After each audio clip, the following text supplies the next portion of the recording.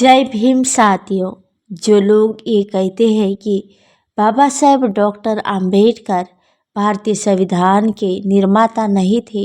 तो उन्हें ये वीडियो जरूर देखना चाहिए, क्योंकि संविधान दिवस यानी 26 नवंबर 1949 के दिन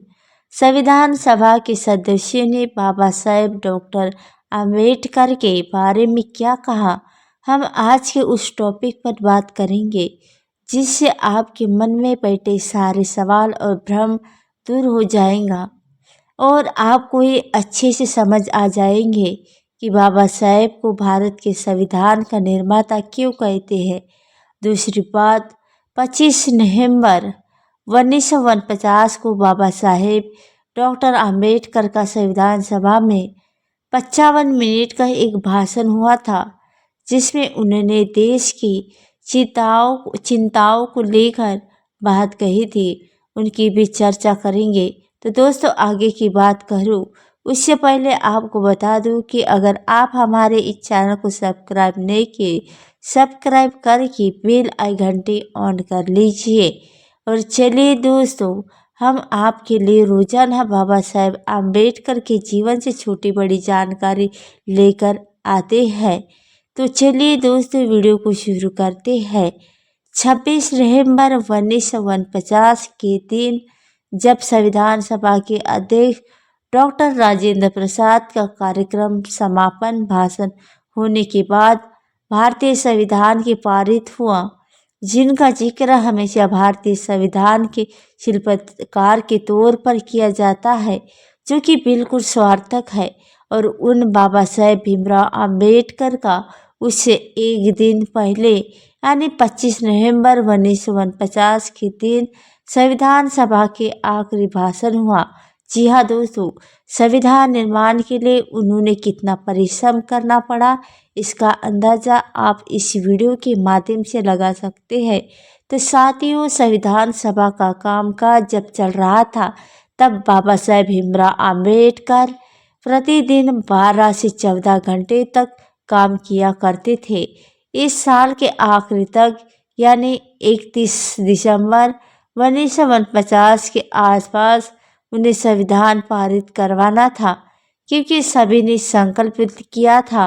कि नया संविधान 26 जनवरी 1950 के दिन लागू हो, और संविधान निर्माण के उनके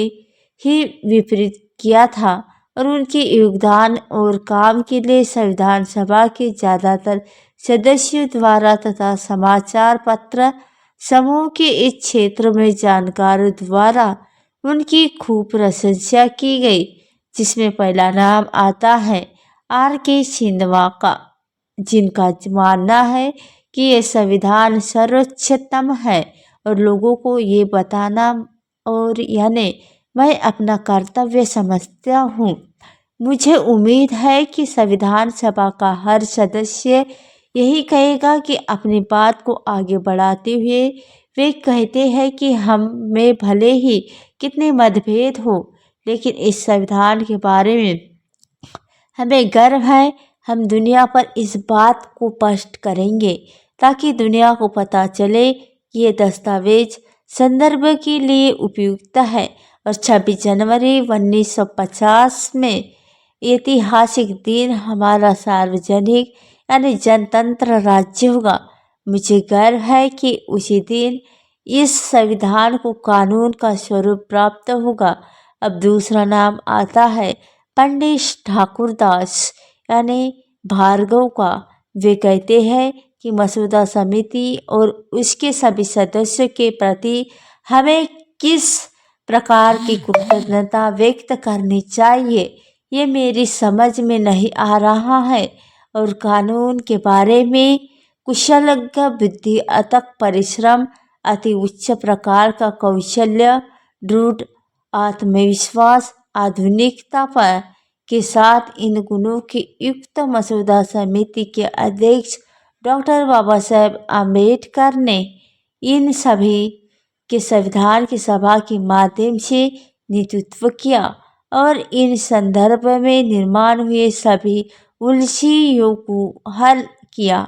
अब अगला नाम आता है बेगम एजाज रसूल का। वे कहती है कि संविधान ने भारतीय जनता की आशाओं और आकांक्षाओं को मूर्त रूप से प्रदान किया है और शब्द योजनाओं को सभी भारतीय जनता यानी संविधान सभा के माध्यम से नेतृत्व किया और इस संदर्भ में भी निर्माण हुए सभी उलझीभूत प्रावधानों की कसौटी पर पूरे संविधान का अगर मूल्यांकन करना हो तो दुनिया के संविधान और में ये संविधान श्रेष्ठ प्रकार का साबित होगा। और इस बार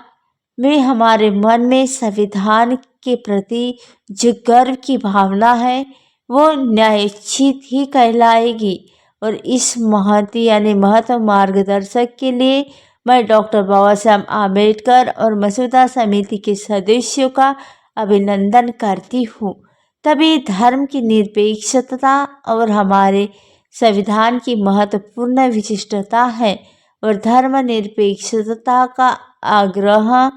और पूर्वक प्रतिपादन हमारे संविधान की पवित्रता है और हमें इस पर गर्व है और इसी सभी पूर्वक धर्मनिरपेक्षता की भावना को हमेशा बल मिलेगा और कभी उसे कलंकित नहीं किया जाएगा।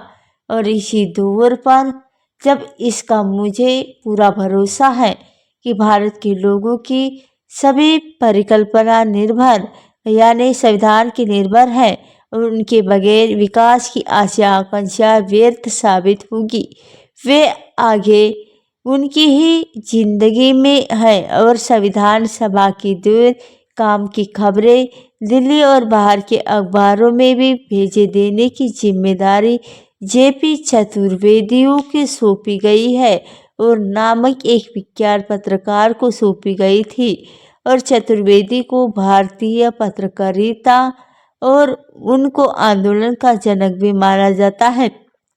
तभी संविधान निर्माता के कार्य में डॉक्टर बाबा साहब आम्बेडकर के योगदान के बारे में वह कहते हैं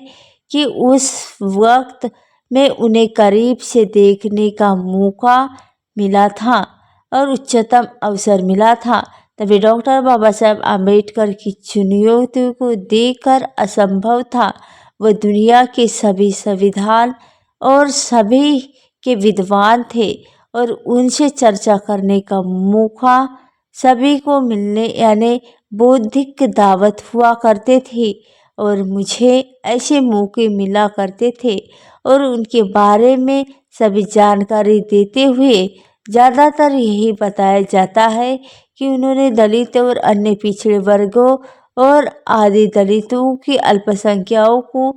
और शोषण के लिए संघर्ष किया, लेकिन नए भारतीय गणतंत्र की बुनियाद खड़ी करने के लिए उनके योगदान का और जिक्र नहीं किया जाता और उन्हें आधुनिक मनु कहा जाता है जिस समाज से उनका उदय हुआ। और उसी तरह समाज के हित के लिए उन्होंने न केवल नए कानून बनाने की कोशिश की बल्कि नए कानून को ही भी दिए। और भारत में जब जनतंत्र संविधान निर्माण करने वाले संविधान सभा के पितामह को जब हम याद करते हैं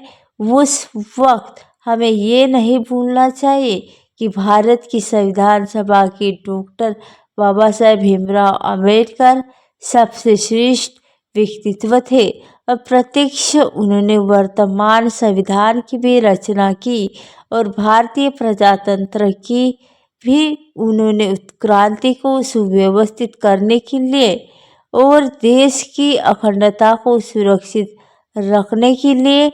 उन्होंने उनके विचार मार्गदर्शक करेंगे। और इसके बाद प्रारंभिक यानी संविधान में मशहूर विशेषज्ञ एस.वी. पायलीन ने कहा कि अपनी विद्वता कल्पना शक्ति तर्क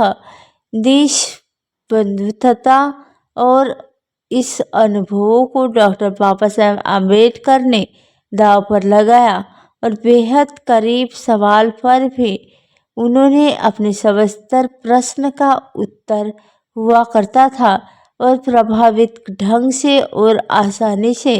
अपने इस प्रश्न का उत्तर रखते दुनिया के सभी देशों के संविधान कानूनों को और उन पर दिए गए अमल के बारे में उन्हें अच्छी तरह से जानकारी थी और साथ ही 1935 वाले कानून की